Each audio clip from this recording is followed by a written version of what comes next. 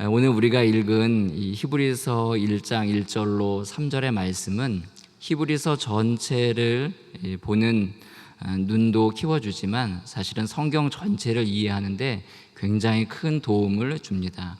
사실 짧은 절이지만 이 내용에 담긴 그 의미가 매우 크고 방대하기 때문에 이 말씀만 마음에 잘 새겨두셔도 우리 신앙에 큰 유익이 되리라 생각이 됩니다. 오늘 다 다룰 수는 없고요. 1절과 2절을 중심으로 우리가 한번 말씀을 나눌 텐데, 그런 의미에서 우리 1절과 2절 말씀을 읽겠는데요. 1절부터 2절의 중간 말씀하셨으니까지만 읽도록 하겠습니다. 우리 함께 히브리서 1장 1절부터 2절 중간까지 우리 함께 한 목소리로 합독합니다. 시작. 옛적에 선지자들을 통하여 여러 부분과 여러 모양으로 우리 조상들에게 말씀하신 하나님이 이 모든 날 마지막에는 아들을 통하여 우리에게 말씀하셨으니. 1절 끝에 그 말씀하신 하나님이와 그 우리가 지금 읽었던 2절 중간에 말씀하셨으니가 사실은 이 전체 문장의 중심 뼈대입니다. 제 오늘 설교의 1차 목표는 우리 마음에 이 뼈대를 심는 데 있습니다. 언젠가 제가 아내와 조금 심하게 다투어서 며칠 동안 한마디도 말을 하지 않은 적이 있습니다. 여러분도 겪어보셨겠지만 이런 냉전 기간에는 두 가지 현상이 벌어집니다. 첫째는 아이들이 바빠집니다. 아빠에게 식사하러 들어오시라고 전화해라. 아빠, 엄마가 식사하러 들어오시래요. 오늘 밥 먹고 들어간다고 전해라. 낯익은 풍경이신가요? 이런 일이 벌어지기도 하고요. 또 하나, 두 번째 현상이 중요한데요. 내 마음이 상처받았다, 내 마음이 다쳤다는 메시지를 상대방에게 보내기 위해서 말을 하지 않는 겁니다. 침묵을 하는 것이죠. 제가 그때 아주 중요한 사실을 한 가지 깨달았습니다. 사람이 이 마음이 상하고 다치면 우리의 신체 기관의 다른 부분도 다친다는 걸 알았습니다. 우리의 마음이 상하면 어디가 또 다칠까요? 네, 맞습니다. 우리의 입술이 굳게 다칩니다. 이런 시각에서 성경을 보기 시작하니까 하나님께서 우리에게 말씀하신다는 그 사실 자체가 우리에게 얼마나 큰 은혜가 되는지 모릅니다. 아담과 하와가 범죄했을 때 그들은 하나님께서 하나님의 형상대로 만드신 인간에게 치명적인 손상을 가했습니다.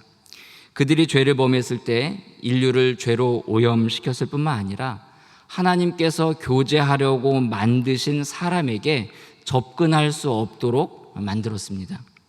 뿐만 아니라 그들이 세상을 망가뜨림으로 하나님께서 도저히 가까이 갈 수 없는 상태로 그것을 전락시켰습니다. 이런 인간을 보셨을 때 하나님의 마음이 어떠셨겠습니까? 하나님은 죄로 인해 더러워진 인간에게 가까이 오실 필요도 없고 그냥 자신들의 죄 가운데 죽도록 내버려 두시면 그만입니다. 그런데 하나님은 그렇게 하지 아니하시고 먼저 찾아오셔서 우리에게 말을 건네주었습니다. 창세기 3장 9절에 보면 여호와 하나님이 아담을 부르시며 그에게 이르시되 네가 어디 있느냐. 하나님이 몰라서 물으시는 것이 아니죠. 네가 어디 있느냐라고 말할 때에 그 하나님의 마음을 우리가 한번 생각해 봤으면 좋겠습니다. 그 뒤로도 하나님은 하나님이 선택한 백성이 하나님을 버리고 멀리 떠나갔을 때에도 계속 돌아오라고 선지자들을 통해 끊임없이 부르셨습니다. 우리가 새벽마다 묵상하는 이사야서 1장을 보면 이런 기록이 있습니다. 4절입니다. 슬프다 범죄한 나라요, 허물진 백성이요, 행악의 종자요, 행위가 부패한 자식이로다. 그들이 여호와를 버리며 이스라엘의 거룩하신 이를 만홀히 여겨 멀리 물러갔도다. 그런데 같은 장 1장이 끝나기도 전에 하나님은 18절에 이렇게 말씀하십니다. 여호와께서 말씀하시되 오라, 우리가 서로 변론하자.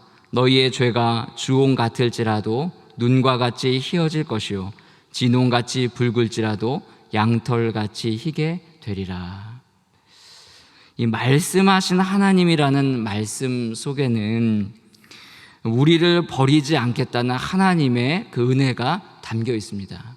단순하게 말씀하신 하나님이 말씀했다 이걸로 끝나는 게 아니라 우리를 끝까지 포기하지 않으시겠다는 하나님의 마음이 그 안에 담겨 있습니다.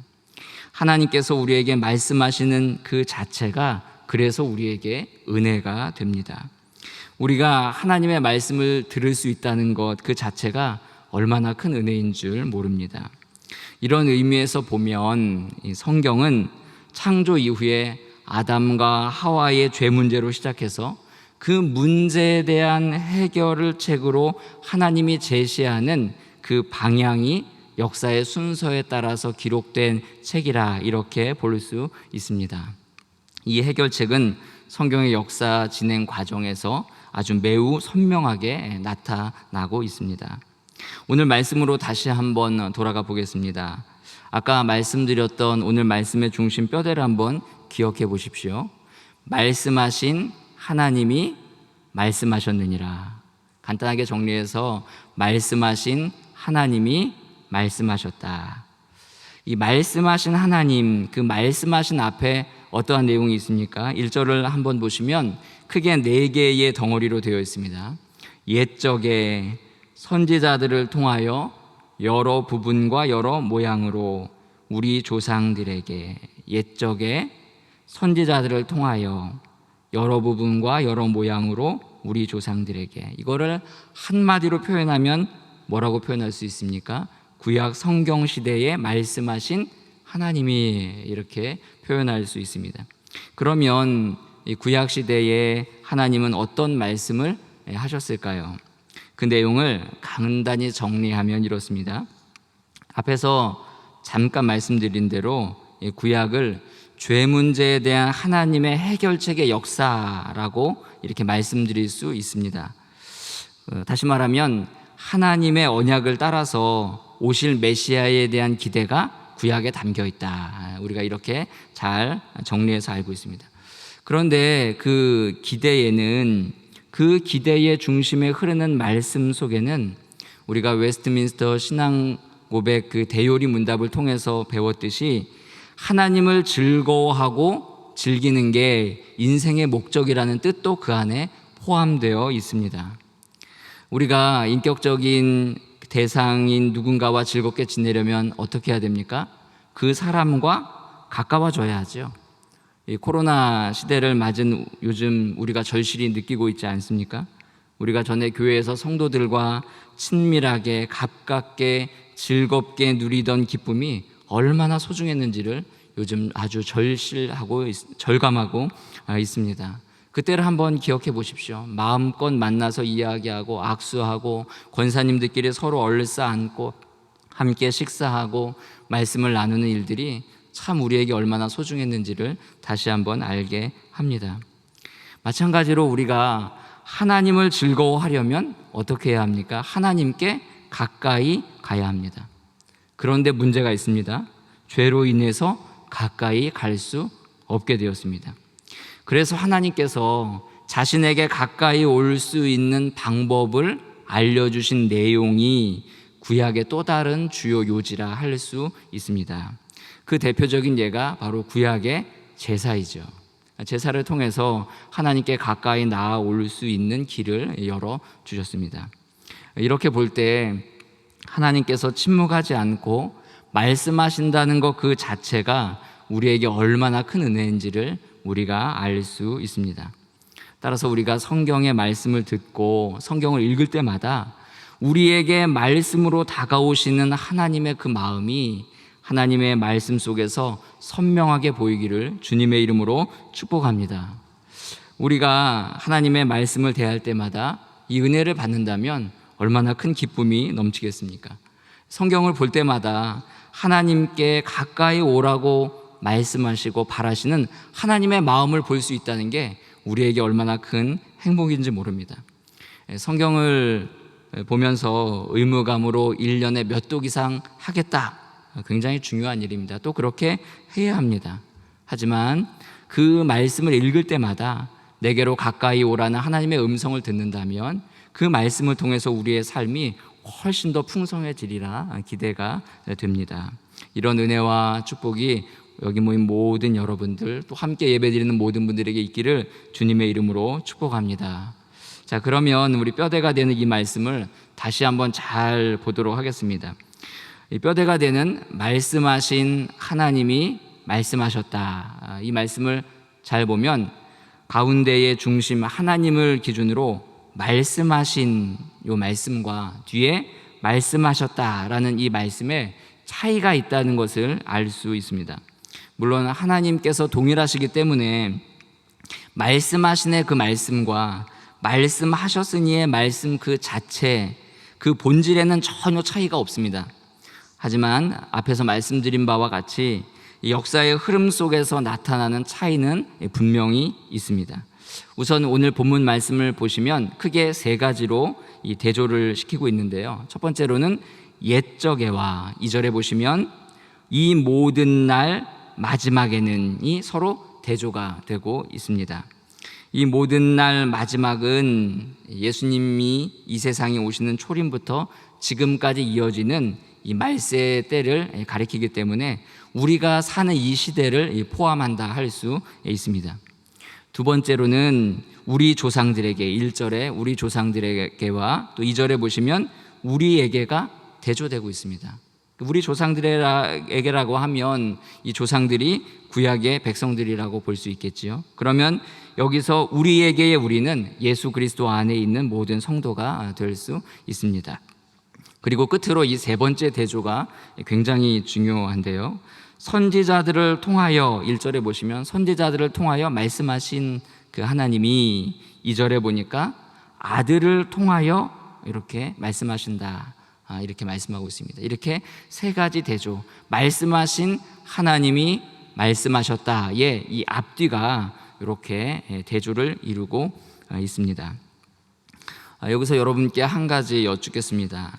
여러분은 이 말씀을 보시면서 하나님의 말씀을 옛적의 조상들이 더 풍성하게 누렸다고 생각하십니까? 아니면 오늘 우리가 더 풍성히 누리고 있다고 생각하십니까? 우리라고 말씀하신 것이죠. 네, 감사합니다. 그런데 구약 성경을 보니까 하나님께서 자신의 비밀을 그 종 선지자들에게 알려주셨고 때로는 하나님의 비밀회의에 그 선지자를 참석시켜서 하나님의 계획을 미리 이렇게 시달하셨다 하는 내용이 나옵니다. 예레미야와 또 아모스에 나오는데요. 우리 아모스 3장 7절의 말씀을 자막으로 보면서 우리 함께 확인하겠습니다. 아모스 3장 7절입니다. 함께 읽습니다. 시작. 주 여호와께서는 자기의 비밀을 그 종 선지자들에게 보이지 아니하시고는 결코 행하심이 없으시리라. 하나님께서 자신의 비밀을 그 종 선지자들에게 보여주셨다 이렇게 말씀합니다. 또 모세와 같은 사람은 하나님과 직접 대면하여서 말씀을 들었던 사람입니다. 우리 민수기 12장 우리 6절부터 8절까지 말씀을 자막을 보면서 또 확인하겠습니다. 민수기 12장 6절부터 함께 읽겠습니다. 시작. 내 말을 들으라. 너희 중에 선지자가 있으면 나 여호와가 환상으로 나를 그에게 알리기도 하고 꿈으로 말하기도 하거니와 내 종 모세와는 그렇지 아니하니 그는 내 온 집에 충성함이라. 그와는 내가 대면하여 명백히 말하고 은밀한 말로 하지 아니함. 여기까지 읽겠습니다. 네. 분명히 하나님을 대면하여 모세는 또 말하였다 이렇게 기록하고 있습니다. 옛적에 하나님이 이와 같은 방법으로 말씀하셨습니다. 만일 제가 구약의 선지자들처럼 하나님의 천상회의에 참석하고 와서 이 자리에서 설교를 한다면 여러분들이 누리는 말씀의 은혜가 더 풍성하지 않겠습니까? 제가 그러면 다시 한번 여쭤보겠습니다. 옛적의 조상들이 하나님의 말씀을 더 풍성하게 누렸습니까? 오늘날에 우리가 더 풍성하게 누립니까? 네, 그래도 오늘날에 우리가 더 풍성하죠. 천상회의도 갔다 오고 하나님이 비밀을 알려주시기도 하는데 감사합니다. 우리는 구약의 선지자들에게 들었던 사람들처럼 하나님께로부터 직접 말을 들은 사람이 이 자리에 서서 하나님의 말씀을 전달해야 그것이 진짜 하나님의 말씀이 아닐까라는 생각을 가끔 할 수도 있습니다. 1세기에 살았던 이 히브리서를 전에 듣고 있는 이 청중들도 아마 비슷한 생각을 했으리라 생각을 합니다. 선지자들을 통해서 전해진 말씀이 진짜 하나님의 말씀이 아니야? 그 말씀이 훨씬 뛰어난 말씀이지 라고 그들이 생각했을 수 있습니다. 더욱이 그들에게는 신약 성경이 없었습니다. 당연히 여러 시대와 여러 방법으로 말씀하신 하나님의 말씀에 더욱 익숙했던 사람들입니다. 만일 여러분이 이 히브리서를 듣고 있던 그 당시의 청중들이라면 아마 여러분도 동일한 생각을 하셨을 수 있습니다. 그런데 오늘 히브리서 기자가 우리에게 분명히 선포하고 있는 내용은 우리가 구약의 조상들보다 훨씬 더 풍성한 하나님의 말씀을 누리고 있다고 우리에게 증거해 주고 있습니다. 자, 그러면 어떻게 우리가 조상들보다 하나님의 말씀을 더 풍성하게 누리고 있다고 말할 수 있는가?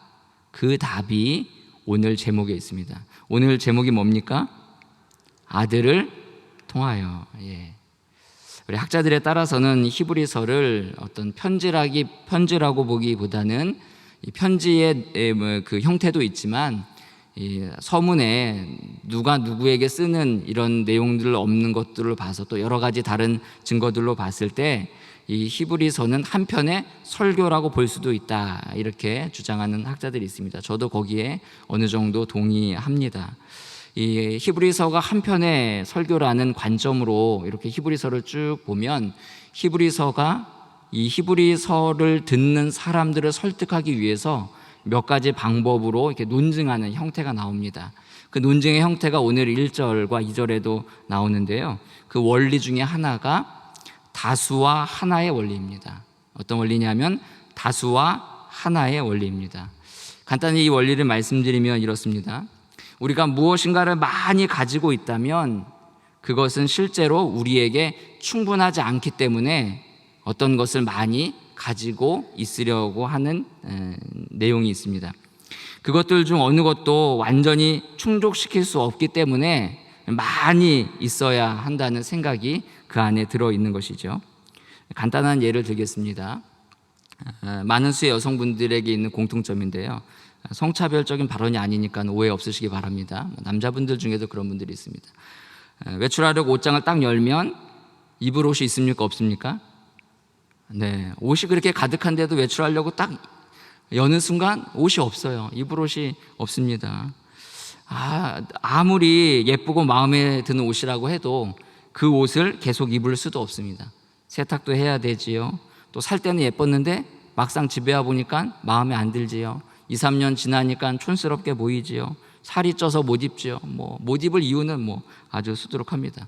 그래서 한번 이런 생각을 해봤습니다. 만일 세상에 빨지 않아도 늘 깨끗하고 걸어두면 주름이 저절로 펴지고 옷감 스스로 항균 작용을 해서 세균과 바이러스를 전부 다 죽이고 내 살이 찌거나 말랐거나 옷이 제 몸에 딱 맞춰주고 해지거나 불에 타거나 또 물에 젖지 않고 밖에 나가면 빛의 강도와 온도에 따라서 컬러가 변하고 제 감정과 컨디션에 따라서 스타일을 맞춰주고 최신 유행에 따라 스스로 디자인이 막 바뀌는 옷이 있다면 저는 아마 매일 그 옷을 입을 것 같습니다. 만일 그런 옷이 있다면 다른 옷은 필요 없을지 모릅니다. 이런 옷이 없기 때문에 우리는 늘 많은 옷을 필요로 합니다. 이게 다수와 하나의 원리를 설명하는 하나의 예가 됩니다. 우리가 무엇인가 많이 가지고 있다면 그것들은 실제로 영구적으로 완벽하게 기능하지 않는다는 의미입니다. 그것들로는 실제로 충분하지 않다는 뜻이 되겠죠. 그것들 중 어느 것도 실제로 충분하지 않기 때문에 많이 있어야 하는 겁니다. 반대로 완전한 것이 있다면 우리에게 필요한 것은 그 완전한 거 하나면 충분합니다. 선지자들이 선포한 하나님의 말씀은 말씀 그 자체의 본질로는 순수한 하나님의 말씀이지만 사실은 부분적이었습니다. 완벽하게 끝난 것이 아니고 전체를 다 볼 수 있는 것도 아니었습니다. 그 시대와 공간이라는 역사 안에 주어진 하나님의 말씀입니다. 그래서 오늘 1절에 보면 여러 부분과 여러 모양으로 하나님은 자신의 뜻을 한순간에 한 사람의 선지자에게 다 알려주지 않으시고 역사 가운데서 부분적으로 그 말씀을 전달해 주셨습니다. 그 어떤 선지자도 하나님의 뜻을 단번에 다 받아서 전달한 사람은 없습니다. 하나님은 매우 원대한 계획과 뜻을 여러 부분에 걸쳐서 여러 시대에 조금씩 다양한 방법으로 전달해 주셨습니다. 하나님의 능력이 부족해서가 아니라 인간이 그 뜻을 한꺼번에 다 수납할 수 없기 때문입니다. 선지자들은 하나님의 성취될 말씀을, 완전한 하나님의 말씀을 보게 하는 안내자에 불과했습니다. 그들은 하나님의 말씀이자 언약의 성취자로 오신 예수 그리스도를 가리키는 손가락과 같은 하나님의 도구에 불과했습니다. 그에 반해 예수님은 하나님의 완전한 최종 말씀이십니다. 우리 요한복음 14장 10절부터 11절의 말씀을 자막을 통해서 우리 함께 읽겠습니다. 우리 요한복음 14장 10절부터 11절입니다. 시작. 내가 아버지 안에 거하고 아버지는 내 안에 계신 것을 내가 믿지 아니하느냐. 내가 너희에게 이르는 말은 스스로 하는 것이 아니라 아버지께서 내 안에 계셔서 그의 일을 하시는 것이라. 내가 아버지 안에 거하고 아버지께서 내 안에 계심을 믿으라. 그렇지 못하겠거든 행하는 그 일로 말미암아 나를 믿으라. 아멘. 이사야가 하나님의 본질이 거룩하고 의롭고 자비롭다고 설명했다면 예수 그리스도는 하나님의 그 본질 그 자체를 우리에게 나타내 보여주셨습니다. 예레미야가 하나님의 능력을 묘사했다면 예수 그리스도는 하나님의 능력을 우리에게 친히 보여주셨습니다. 에스겔이 하나님의 영광을 글로 기술했다면 그리스도는 하나님의 영광 그 자체를 우리에게 비춰주셨습니다. 우리 오늘 본문 3절 앞부분을만 제가 읽겠습니다. 이는 하나님의 영광의 광채시요 그 본체의 형상이시라. 3절을 제가 마저 읽겠습니다. 그의 능력의 말씀으로 만물을 붙드시며 죄를 정결하게 하시는 일을 하시고 높은 곳에 계신 지극히 크신 이의 우편에 앉으셨느니라. 아멘. 하나님이신 예수 그리스도는 이 땅에 사람으로 오셔서 하나님의 뜻을 다 이루시고 십자가에 달려 죽으실 뿐 아니라 부활 승천하셔서 하나님 보좌 우편에 앉으셨습니다. 그리고 하나님은 오늘 이 아들을 통하여서 우리 각 사람에게 성령으로 하나님의 말씀을 듣고 하나님의 그 말씀을 믿어 하나님 앞으로 나아갈 수 있는 길을 활짝 열어주셨습니다. 이것이 구약 시대보다 지금 우리가 하나님의 임재와 능력을 더욱 충만히 맛보면서 살고 있다는 증거입니다. 사랑하는 성도 여러분, 여러분들은 이 충만한 하나님의 말씀과 능력을 체험하며 경험하며 살고 계십니까? 만일 그렇지 못하다면 우리가 아들을 통하여 말씀하신 그 하나님의 말씀에 더욱더 귀 기울여야 할 줄 믿습니다. 가끔 저희 교회를 방문하시는 분들이 이런 말씀을 하세요. 강남 한복판에 빌딩숲 사이에 이런 교회가 있는 줄 처음 알았다. 이렇게 큰 길상에서 지나다닐 때는 몰랐는데 들어와 보니 이런 교회가 있다는 게 상상이 가지 않는다. 그래서 사진을 찍는 분들도 있고요. 밖에서는 몰랐는데 들어와 보니 참 이런 고딕 양식의 교회가 어울리지 않게 있는 게 참 신기하다. 이런 분들도 있습니다. 요즘 저희 교회를 중심으로 이 블럭을 우리가 이 큰 블럭 네 블럭 안에 있는데요. 역삼역부터 차병원 사거리, 그 다음에 그 경복 아파트 사거리, 그 다음에 르네상스 사거리까지 이 블럭 안에 있는데요. 르네상스 호텔이 재건축하기 위해서 그 건물을 다 허물어뜨렸을 때 그 르네상스 사거리에서 저희 교회가 보였습니다. 지금은 여기 경복 아파트 사거리, 그 아크로이스죠. 지금 아크로이스 그 사거리에 그 스포츠 센터가 하나 있었는데 그것을 무너뜨리니까 그 사거리에서 저희 교회 종탑이 보입니다. 우리 교회가 이곳에 세워졌을 때 세워졌을 때를 기억하시는 분들의 그 증언에 따르면 교회가 처음 이곳에 세워졌을 때 이 주변 일대에 어디에서나 교회가 보였다고 합니다. 어디에서든지 언덕 위에 있는 우리 충영교회가 보였던 것이죠. 충분히 그랬으리라 이 짐작이 갑니다. 이번 주에 제가 그래서 경복 아파트 사거리에서 그 무너진 스포츠센터 위로 보이는 우리 교회를 바라보면서 이런 생각이 들었습니다. 건물들이 무너지니까 원래 이 자리에 있던 교회가 굉장히 잘 보인다. 물론 그 건물들은 무너진 다음에 다시 세워지겠지만 그 건물들이 무너진 순간 우리 교회가 굉장히 잘 보이는구나, 이 생각이 들면서 이 생각이 우리들의 영적인 삶의 모습과 이렇게 오버랩이 되었습니다. 하나님은 세상을 창조하실 때부터 우리에게 말씀하셨는데, 그리고 끊임없이 말씀하고 계신데 우리가 주변의 다른 소리 때문에 하나님의 말씀을 잘 못 듣고 있는 것은 아닌가?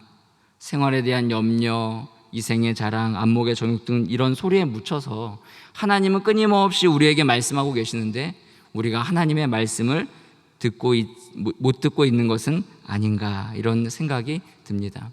주변에 건물이 없어지면 본래의 교회가 잘 보이듯이 아들을 통하여 말씀하시는 하나님께 더 집중하기 위해 우리의 삶의 번잡한 소리들을 잠시 꺼두면 어떨까라는 생각을 해보았습니다. 사랑하는 성도 여러분, 요즘 우리는 하나님의 말씀보다 매스컴의 정보에 더 민감하게 반응하고 집중하는 것 같습니다. 세상의 소리가 우리의 인생과 역사를 주관하지 않는데도 우리가 그 소리에 너무 민감하게 반응하는 것 같습니다. 왜 이렇게 주변 소리에는 민감하면서 아들을 통하여 말씀하시는 하나님의 소리에는 둔감한지 모르겠습니다. 오늘 1절의 말씀을 다시 한번 보겠습니다. 옛적의 여러 부분과 여러 모양으로 선지자들을 통하여 우리 조상들에게 말씀하신 하나님이 이 모든 날 마지막에는 아들을 통하여 우리에게 말씀하셨으니, 하나님은 끊임없이 우리에게 말씀하십니다. 아들을 통하여 하나님께 가까이 오라고 말씀하십니다. 혹시 하나님께로부터 잠시 멀어져 있는 분이 계시다면 여러분의 마음을 어지럽히는 소리를 잠시 꺼두시고 아들을 통하여 말씀하시는 하나님께 집중하시기를 주님의 이름으로 축복합니다. 아들을 통하여 주시는 하나님의 그 말씀에 집중할 때 우리에게 이러한 현상이 일어납니다. 끝으로 이것만 말씀드리고 말씀을 마치겠습니다. 하나님께 나아가려고 할 때 하나님의 아들을 통하여 성경을 보면 자신의 죄로 인해서 자기 자신이 얼마나 비참한 절망 상태에 있는지를 보게 됩니다. 그리고 그때 비로소 오직 하나님만이 주시는 구원에 대한 소중함을 아주 절실히 깨닫게 됩니다. 그리고 그렇게 깨닫게 됐을 때 그 은혜를 받으려는 간절한 소망이 생기고요, 바로 그때 하나님의 말씀이 생명으로 우리 안에 역사하여 그리스도 안에서 이루시는 완전한 충만한 삶을 우리가 갈망하게 됩니다. 이것이 바로 말씀하신 하나님이 아들을 통하여 우리에게 말씀하시는 하나님의 은혜인 줄 믿습니다. 이러한 은혜가 오늘 함께 예배드린 우리 모든 성도들에게, 그리고 충현의 모든 가족들에게 언제나 넘치기를 주님의 이름으로 축복합니다.